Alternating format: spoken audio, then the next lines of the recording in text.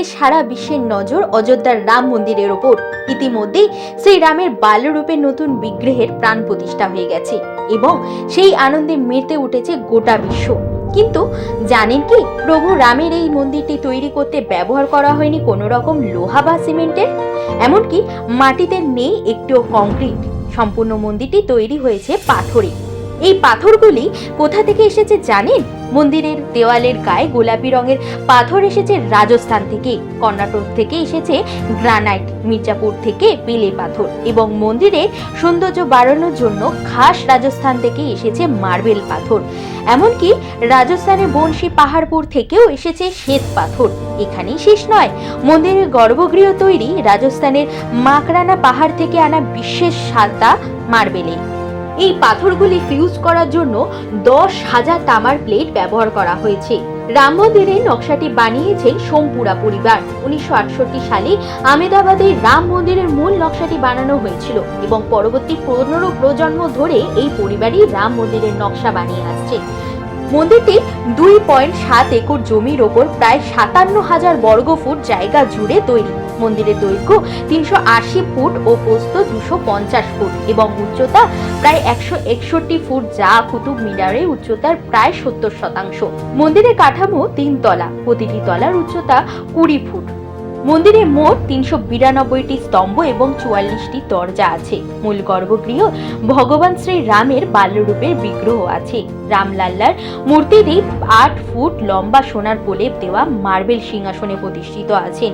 এই সোনার সিংহাসনটি নাকি তৈরি করেছেন রাজস্থানে কারিগররা এবং প্রথম তলায় শ্রী রাম বিরাজমান। এই মন্দিরে মোট 5টি মণ্ডপ আছে: নিত্য মণ্ডপ, রঙ্গমণ্ডপ, সভা মণ্ডপ, প্রার্থনা মণ্ডপ ও কীর্তন মণ্ডপ। মন্দিরের স্তম্ভ ও প্রাচীরের গায়ে বিভিন্ন দেব দেবীর মূর্তি খোদাই করা আছে। পূর্ব দিক দিয়ে 32টি সিঁড়ি পেরিয়ে সিংহদ্বার হয়ে মন্দির প্রবেশ করতে হবে। মন্দিরের প্রাচীরের 4 কোণে 4টি মন্দির আছে: ভগবান সূর্য, শিব ঠাকুর, গণেশ ও দেবী ভগবতী। এছাড়াও প্রাচীরের দক্ষিণ দিকে হনুমানজির মন্দির এবং উত্তর দিকে অন্নপূর্ণা মাতার মন্দির প্রতিষ্ঠিত। এমনকি জানেন, মন্দিরের কাছে একটি প্রাচীন কূপ আছে যার নাম সীতাকূপ। রাম মন্দিরে প্রবেশ করার জন্য যে প্রধান রাস্তাটি বেছে নেওয়া হয়েছে তার নাম দেওয়া হয়েছে ধর্মপথ। এছাড়াও মন্দিরের দক্ষিণ ও পশ্চিম অংশে নবরত্ন কূপের ডিলার ওপর অবস্থিত শিব মন্দিরে সংস্কার করা হয়েছে এবং সেখানে রামভক্ত জটায়ু রাজের একটি মূর্তি স্থাপন করা হয়েছে। এমনকি মন্দিরের দৃষ্টিহীন ও প্রবীণদের জন্য র্যাম্প এবং লিফটের ব্যবস্থা আছে। জানেন, রাম মন্দিরে ভূমি পুজোর জন্য সারা ভারত জুড়ে বিভিন্ন ধর্মীয় 2587টি স্থান থেকে মাটি এবং 150টি পবিত্র নদীর জল সংগ্রহ করা হয়েছিল। হিন্দু মন্দির, গুরুদ্বার, জৈন মন্দিরের পাশাপাশি ঝাঁসি এবং কেদারনাথ থেকেও মাটি পাঠানো হয়েছিল এবং ভূমি পুজোর জন্য পবিত্র জল এসেছিল উত্তরপ্রদেশের তীর্থস্থান ত্রিবেণী সঙ্গম থেকে, অর্থাৎ উত্তরপ্রদেশের এলাহাবাদের গঙ্গা, যমুনা, সরস্বতী নদীর মিলনস্থল থেকে ত্রিবেণী সঙ্গম বলা হয়। একই সাথে তালাকাভেরি থেকেও কাবেরী নদীর পাশাপাশি শ্রীলঙ্কা 16টি জায়গা এবং মানস সরোবরের থেকেও জল এসেছে রাম মন্দিরে। এছাড়াও ভূমি পুজোর জন্য 4টি রূপোর ইট ব্যবহার করা হয়েছে। মন্দিরটি তৈরি করতে জানেন 1800 কোটি টাকা খরচ হয়েছে। অনেকেই অর্থ দান করেছেন, তাই হয়তো অনেকেই ভাবতে পারেন ধনী ব্যক্তিরাই কেবলমাত্র সবচেয়ে বেশি দান করেছেন, কিন্তু শুনলে অবাক হবেন, ভিক্ষুকরা প্রায় 4.5 লক্ষ টাকা দান করেছেন। এমনকি ঋষি মুনিরাও দান করেছেন। এছাড়াও জানা গেছে সুরাটের একজন ব্যবসায়ী মন্দিরে 101 কেজি সোনা অনুদান দিয়েছেন। এমনকি জানেন, দেশ বিদেশের নানা প্রান্ত থেকে সকলের প্রিয় ছোট্ট রামলালার জন্য বিভিন্ন উপহার এসেছে, যা আর 5টা উপহারের মতো নয়। প্রত্যেকটা পাঠার উপহারে রয়েছে নিজস্ব বৈশিষ্ট্য ও বিশেষত্ব। যেমন 108 ফুট লম্বা এবং 3 ফুট চওড়া ধূপকাঠি এসেছিল উদ্বোধনের দিন অর্পণ করার জন্য। এটি গুজরাটের ওয়াদোদরায় তৈরি করা হয়েছে। ধূপকাঠিটির ওজন প্রায় 3610 কেজি গ্রাম। ধূপকাঠিটি তৈরি করেছেন গুজরাটের ওয়াদোদরা তালসারি এলাকার ভিয়াভাই ভারোয়ার নামে একজন শিল্পী। গত 6 মাস অক্লান্ত পরিশ্রম করে তিনি ধূপকাঠিটি তৈরি করেছিলেন। এই বৃহৎ আকারের ধূপকাঠিটি তৈরি করতে ব্যবহার করা হয়েছিল 300 কেজি গোবর, 91 কেজি গোপ্য ঘি, 280 কেজি দেবদারু গাছের কাঠ, 376 কেজি গুগল, 280 কেজি তেল এবং 280 কেজি চাপ সহ নানা উপকরণ। এই ধূপকাঠিটি নাকি একবার জ্বালালে টানা 45 দিন অবধি চলবে। গুজরাট থেকে এসেছে সোনার ফয়েল দিয়ে তৈরি 56 ইঞ্চি ড্রাম, যেটি মন্দিরে আঙ্গিনায় বসানো হবে। এছাড়াও তালা আমরা সকলেই দেখেছি, কিন্তু 400 কেজি ওজনের তালা কখনো দেখেছেন? হ্যাঁ, 400 কেজি ওজনের একটি বিশাল আকারের তালা এসেছে রাম মন্দিরে।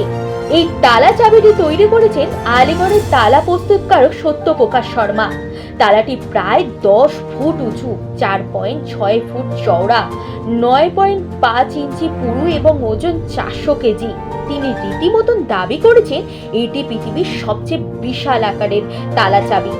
সত্যপ্রকাশ শর্মা তালা চাবিটি মন্দিরের ট্রাস্টকে উপহার দিয়েছেন, যাতে এটি মন্দিরের প্রতীকী হিসাবে ব্যবহার করা যায়। 8টি ধাতুতে তৈরি 2100 কেজি ওজনের ঘণ্টা এসেছে উত্তরপ্রদেশের ইটাও জেলা থেকে। ঘণ্টাটি তৈরি করতে প্রায় 2 বছর সময় লেগেছে। পাশাপাশি মন্দিরে একটি বিশেষ ধরনের একটি ঘড়ি উপহার এসেছে রামলালার জন্য। লখনৌয়ের এক সবজি বিক্রেতা অনিল কুমার সাউ বিশেষভাবে ঘড়িটি ডিজাইন করেছেন। জানলে অবাক হবেন, ঘড়িটিতে ভারত ছাড়া Tokyo, Moscow, Dubai, Brazil, Singapore, Mexico, Washington DC সহ নিউ ইয়র্কের সময় দেখা যাবে। নেপালের জনকপুরে সীতার জন্মস্থল থেকেও 3000-এর বেশি উপহার এসেছে। জনকপুর ধাম রাম জানকীর মন্দির থেকেও রূপোর জুতো, অলংকার এবং কাপড় এসেছে রামলালার জন্য। ফিরোজাবাদ থেকে 10,000-এর বেশি চুড়ি মন্দিরে এসেছে। হিন্দু মুসলিমের উভয় শ্রমিকরা কয়েক মাস পরিশ্রম করে এটি তৈরি করেছেন। এই চরিত্রে ভগবান রাম, দেবী সীতা এবং ভগবান হনুমানের ছবি রয়েছে। গুজরাট থেকে এসেছে 1100 ওজনের একটি প্রদীপ। প্রদীপটি তৈরি করেছেন অরবিন্দ ভাই প্যাটেল। একবার জ্বালালে প্রদীপটি 45 দিন অবধি চলবে। মহারাষ্ট্রের নাসিকের বাসিন্দা বালকৃষ্ণ কাশপে 2.5 কুইন্টাল ঘির পাশাপাশি রামলালাকে সোনা ও রূপোর দিয়ে কারুকার্য করা কাপড় উপহার দিয়েছেন। রাম মন্দিরের 2000 ফুট নিচে রয়েছে একটি টাইম ক্যাপসুল। এতে রাম মন্দিরের জন্মভূমি সংক্রান্ত সব তথ্য সংরক্ষিত করা আছে। এছাড়াও জানেন রামলালার মূর্তিটি কে তৈরি করেছে? 51 ইঞ্চি রামলালার মূর্তিটি তৈরি করেছে মাইসুরের প্রখ্যাত ভাস্কর অরুণ যোগীরা। একটি মাত্র পাথর দিয়ে মূর্তিটি তৈরি, অর্থাৎ আর অন্য কোনো পাথর ব্যবহার করা হয়নি। মূর্তিটির ওজন প্রায় 200 কেজি এবং উচ্চতা 5 ফুট। 5 বছরের শিশুরূপে শ্রী রামচন্দ্র এই মূর্তিতে বিরাজমান। কর্ণাটকের কৃষ্ণশিলা বা কালো পাথর দিয়ে মূর্তিটি খোদাই করে তৈরি করা হয়েছে। পুরাণ অনুযায়ী বিষ্ণুর 10 অবতার ছিলেন রাম, আর এই প্রাসঙ্গিকতা বজায় রেখেই ভাস্কর যোগীরাজ তৈরি করেছেন রামের এই বিশেষ মূর্তিটি। রামলালার সুন্দর মূর্তিটিতে বিষ্ণুর 10টি অবতার দেখা যাবে: মৎস্য, কুর্ম, বরাহ, নরসিংহ, বামন, পরশুরাম, রাম, কৃষ্ণ, বুদ্ধ, কল্কি।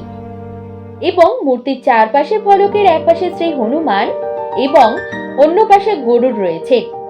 রামলালা মুকুটের পাশে সূর্যদেব, শঙ্খ, স্বস্তিক, চক্র ও গদা দৃশ্যমান। এছাড়াও মুকুটের পেছনে আছেন সূর্য দেবতা। জানা যায় সূর্য দেবতা ছিলেন ভগবান রামের পারিবারিক দেবতা। গোটা রাম মন্দির যে আলোর ঔজ্জ্বলতা সেজে উঠেছে, এই আলো এসেছে চন্দননগর থেকে। ফিরোজাবাদ থেকে অযোধ্যার রাম মন্দিরের গেট পর্যন্ত বিভিন্ন ধরনের আলোর মেলা সেজে উঠেছে। আলোর মাধ্যমে রাম, লক্ষ্মণ, সীতা, হনুমানের ছবি ফুটিয়ে তুলেছেন শিল্পীরা। 1 বছর ধরে চন্দননগরে আলোর সাজে সেজে থাকবে গোটা রাম মন্দির ও মন্দিরের প্রবেশের রাস্তা। 500 বছরের দীর্ঘ প্রতীক্ষার অবসান ঘটিয়ে গত 22শে জানুয়ারি রাম মন্দিরের ছোট্ট রামলালার প্রাণ প্রতিষ্ঠা হয়ে গেছে। তারপরেই ঘটে গেছে এক আশ্চর্য ঘটনা। ভক্তদের জন্য মন্দিরের দরজা খুলতেই সেখানে হঠাৎ করে হাজির হয় এক হনুমান। ভগবান শ্রী রামের সব থেকে বড় ভক্ত হলেন হনুমানজি। যেখানেই প্রভু শ্রী রাম থাকবেন সেখানেই হাজির হবেন হনুমানজি।